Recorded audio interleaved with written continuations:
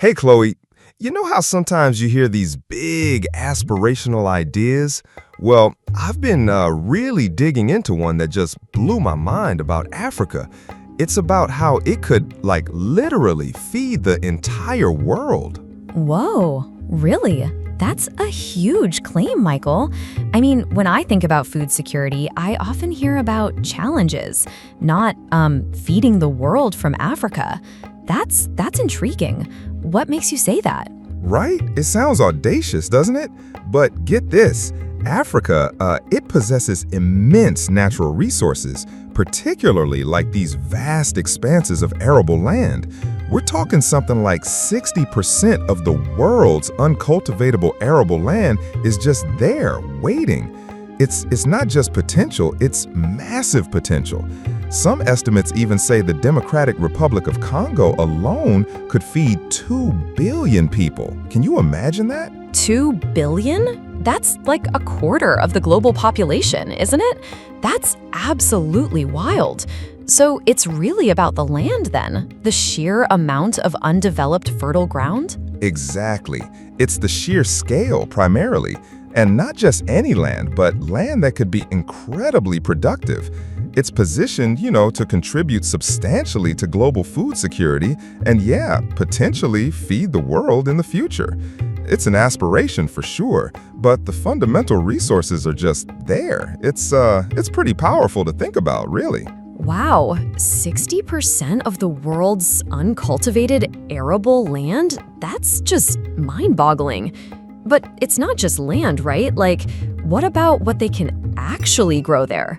Is it diverse, or is it just a few staple crops? Oh no, it's totally diverse, Chloe, which is another huge part of its strength, right? The continent has these incredibly diverse climates, so they can support a really wide range of crops. We're talking staples like maize, rice, wheat, sorghum, and millet, which are, essential for local consumption. But then there's also the export-oriented stuff like cocoa, coffee, tea, oil seeds, fruits, and vegetables. So it's not just quantity, it's quality and variety too. That makes sense. And I imagine with all that agriculture, it must be a pretty big part of their economies already, right? Or is it more like a future potential thing? No, it's absolutely a current economic driver, and a massive one at that. Agriculture already accounts for, get this, 35% of Africa's GDP, and it employs more Africans than any other sector, which is huge for livelihoods, obviously. The African Development Bank, they're projecting that Africa's food and agriculture market could just explode, right? From US $280 billion in 2023 to a whopping $1 trillion by 2030. US 1 trillion? That's a transformation. So they're not just talking about feeding themselves, but becoming like a global agricultural powerhouse? Exactly. A global powerhouse, a net exporter of food. It's really the vision, US $1 trillion by 2030? That just sounds like a massive jump. Is there actual investment happening now to support that kind of growth? Or is it mostly like hypothetical projections at this point? No, Chloe, it's definitely happening. And this is where it gets even more exciting, I think. We're seeing increasing investment in agri-food tech across Africa, which is just a fantastic sign. It's grown substantially in recent years, from US $185 million in 2020 to a pretty staggering US $640 million in 2022. Wait, so that's like more than triple in just 2 years? Wow, that's a serious amount of money flowing into the sector.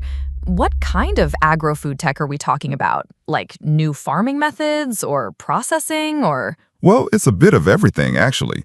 It could be anything from innovative irrigation systems to new seed technologies, logistics and supply chain improvements, even data analytics for precision farming.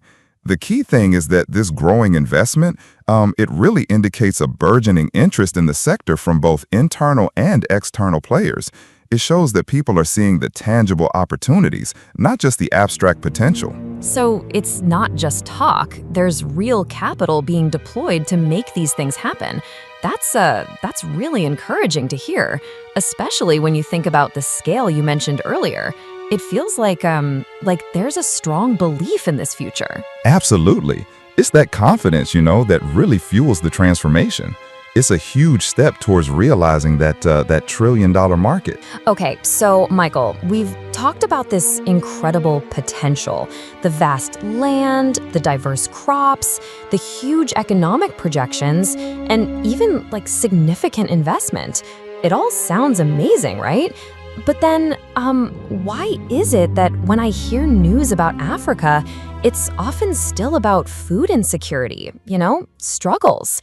Where's the disconnect? Yeah, that's the really crucial question, Chloe, and it's exactly what I meant earlier by saying it's currently an aspiration rather than a present reality.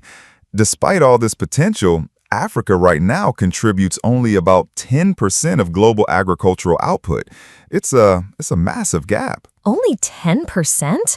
That's really low, especially with 60% of the uncultivated arable land. So people are still struggling then. Absolutely, and that's the heartbreaking part. Many African countries, they still struggle with severe food insecurity. We're talking over 20% of the continent's population. That's roughly 257 million people are undernourished. It's a stark contrast to the potential. And get this, Africa spends a staggering US $78 billion on food imports each year. US $78 billion on imports? That's just when they have so much land. That number is projected to rise, right? Like, I've heard it could go even higher. Yeah, they're projecting that figure to rise to US $110 billion by just 2025. It's a really complex situation, this disparity, and it's due to several intertwined challenges. It's not just one thing, Wow, $110 billion in food imports by 2025. That's just mind-boggling when you think about the potential. So what are these intertwined challenges then? Like, if they have all this land, why isn't the output higher? What's going on at the ground level? Well, one of the biggest issues, Chloe, is just low agricultural productivity. African agriculture suffers from really low yields across various crops, often well below the global average. It's often attributed to traditional farming methods that are, well, not always the most efficient. And then there's this huge problem of limited access to modern equipment, improved seeds and fertilizers. So it's a technology and resource gap then, like not having the right tools or materials to get the most out of the land? Precisely. And hand in hand with that, there's been chronic underinvestment in the agricultural sector for ages. It's a huge factor. And it specifically hits smallholder farmers really hard. They often, they just lack access to loans and credit. And without that, how can they invest in those necessary improvements? How can they buy better seeds or a small piece of machinery or even just fertilizer? It really hinders their ability to expand or even just improve their current output. Yeah, that's a tough cycle. If you can't get the credit, you can't invest, and if you can't invest, your productivity stays low. And I guess that doesn't help with their own food security either. Exactly. It's a critical bottleneck that really prevents them from, reaching their full potential. Okay, so low productivity because of old methods and a lack of investment and access to finance for farmers, that all makes total sense. But what about other things? Like, once they do grow crops, is it easy to get them to market? Are there other major obstacles once the produce is, well, harvested? Oh, that's a massive point, Chloe. Absolutely crucial. Inadequate infrastructure is a huge problem. We're talking poor roads, insufficient transportation networks, and just really limited storage facilities. And what does that lead to? Significant post-harvest losses, seriously significant. Post-harvest losses? What kind of numbers are we talking about there? Like a little bit here and there or a lot? No, we're talking a lot. Up to 40% of crops in some cases just going to waste because they can't be stored properly or transported efficiently to markets before they spoil. Can you imagine growing nearly half your crop just for it to spoil before it can even be sold or eaten? It's devastating. And then, to compound it, we have climate change, right? Erratic weather patterns, devastating droughts, severe floods.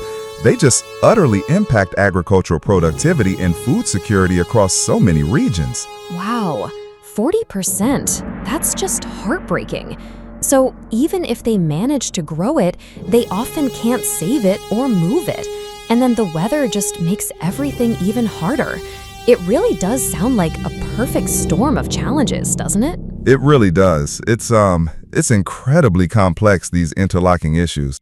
Okay, so the infrastructure is a problem, climate change is a problem, but once the crops are harvested and hopefully make it to market, do the farmers actually get a fair price for their produce?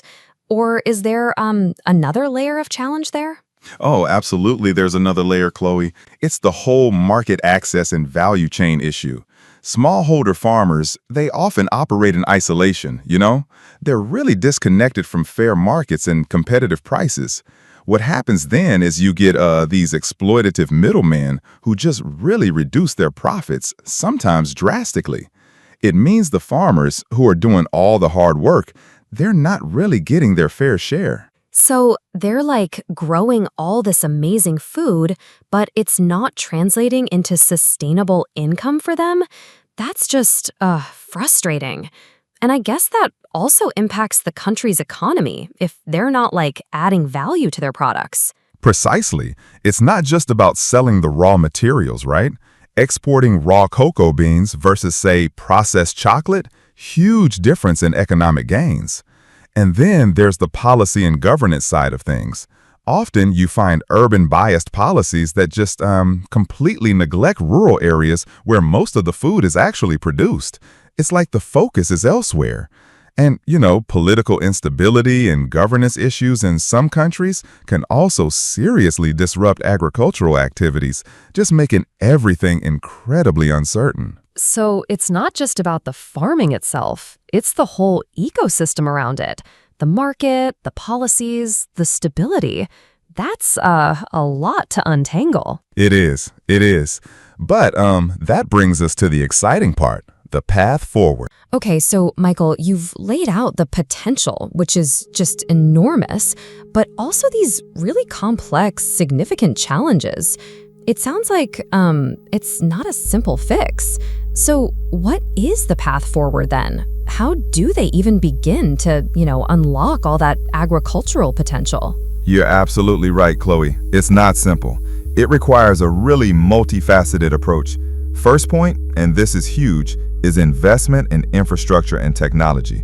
We're talking developing robust road, rail, and port networks, right? Because without those, you can't get your produce to market or export it effectively. Alongside that, massive investments in irrigation, mechanization, and advanced agricultural technologies are absolutely crucial. So basically, building the foundational elements that are maybe missing or inadequate right now, like literally paving the way? Exactly, like literally paving the way and making sure the water gets to the crops and that farmers have the right tools. This isn't just about high-tech stuff for big farms either. It's about appropriate technologies for all levels. And these investments, they don't just increase productivity. They also reduce those devastating post-harvest losses we talked about earlier. If you have better roads, produce gets to market faster. Better storage means it lasts longer. It's foundational. So a lot of it really starts with getting the basics right, but on a grand scale. That makes total sense, because all those other challenges you mentioned just build on top of a weak foundation. Yep, it's all interconnected, and it's the first major step to truly turning that potential into reality. So fixing the infrastructure and bringing in technology sounds like a huge undertaking. But what about the farmers themselves, Michael? The smallholder farmers who are, doing the actual work on the ground. How did they get supported directly to make a difference? That's a critical piece, Chloe. We absolutely need to focus on supporting smallholder farmers. Enhancing their productivity and competitiveness is essential. This means better access to irrigation, not just big systems, but perhaps smaller community-level solutions too. And providing access to technology that makes sense for them, right? Not necessarily giant tractors, but perhaps more efficient tools. So it's not just about big, sweeping projects, but also like really targeted help for the individual farmer. Training too, I imagine? Oh, absolutely training. Providing comprehensive training and support for storing and transporting their produce is paramount. They need to know how to maximize their yields, how to handle crops post-harvest, and how to get them to market without losing a huge chunk. And beyond that, we've got to promote sustainable farming practices. That's vital for long-term productivity and environmental protection, you know? We're talking efficient fertilizer application based on soil analysis rather than just guessing, and climate-resilient farming methods that can withstand those erratic weather patterns we discussed. So it's about empowering them with both the knowledge and the tools to do things better and more sustainably. That's really comprehensive. It's not just fixing external problems, but also like building internal capacity. Exactly. It's about equipping them, empowering them to thrive rather than just survive. It's a huge part of the solution. So better infrastructure, more tech, direct support, and sustainable practices for farmers, that all sounds incredibly practical. But what about the bigger picture, like policy and finance? Did those need a revamp too? Oh, absolutely, Chloe. They are completely intertwined. Strategic agricultural policies focused on export growth are just essential, and we need robust rural credit programs. Remember how smallholder farmers struggle with access to loans? This directly addresses that. Then there's tax incentives for agricultural businesses and improved financial inclusion for farmers generally. It's about creating an environment where agriculture isn't just surviving, but truly flourishing, right? So essentially, making it easier and more attractive for people to farm and for businesses to invest in farming. And I guess also making sure they get more for what they do produce, not just selling raw materials. You hit it exactly. Value addition and agro-industrialization are super important. Investing in food processing and value-added production can just dramatically increase competitiveness, right? It means you're selling finished products, not just ingredients. This boosts income significantly, and importantly, it creates a lot of jobs within the continent. Imagine making chocolate in Africa from African cocoa rather than just exporting the beans. That's where the real wealth is generated, you know? Yeah, that makes so much sense. It's like capturing more of the economic pie within the region. So essentially, building out the whole chain, from farm to finished product. Precisely. It's about building a robust, self-sustaining agricultural economy. Okay, Michael, so we've covered a lot. Infrastructure, farmer support, sustainable methods, policy, and value addition. It sounds like a huge collaborative effort. What about like the very biggest picture? How does all this fit into, say, Africa as a whole? That's where regional integration comes in, Chloe, and it's actually really exciting. Initiatives like the African Continental Free Trade Area, or AFCFTA, are absolutely key. They're designed to expand opportunities through economic integration and interregional trade. Think about it. Easier trade between African countries means bigger markets for farmers, more efficient supply chains, and just a stronger, more unified agricultural front. So essentially, they're working on removing barriers between countries so that all these efforts we've talked about can like scale up and benefit the entire continent. That's a really smart move. Absolutely. And, you know, just to circle back, while Africa's natural resources, especially that vast arable land, do provide an unparalleled opportunity for the continent to become a major player in global food markets and genuinely help feed the world, it's not going to happen automatically. Achieving this vision, it really necessitates overcoming these deeply entrenched challenges through all the things we've talked about: strategic investments, smart policy reforms, and truly sustainable development practices. It's a journey, but the potential is just, it's absolutely there. Wow, Michael, it sounds like a challenging but incredibly hopeful future for Africa and global food security. Thanks for breaking all that down. Anytime, Chloe. It's a topic I'm really passionate about. Michael, this has been an incredibly insightful discussion. It's clear that Africa's potential to feed the world is immense, but also that there are significant, complex hurdles to overcome. It really makes you think about the future differently. It certainly does, Chloe. It's a journey of balancing that incredible potential with the very real practical steps needed in infrastructure, farmer support, and smart policy.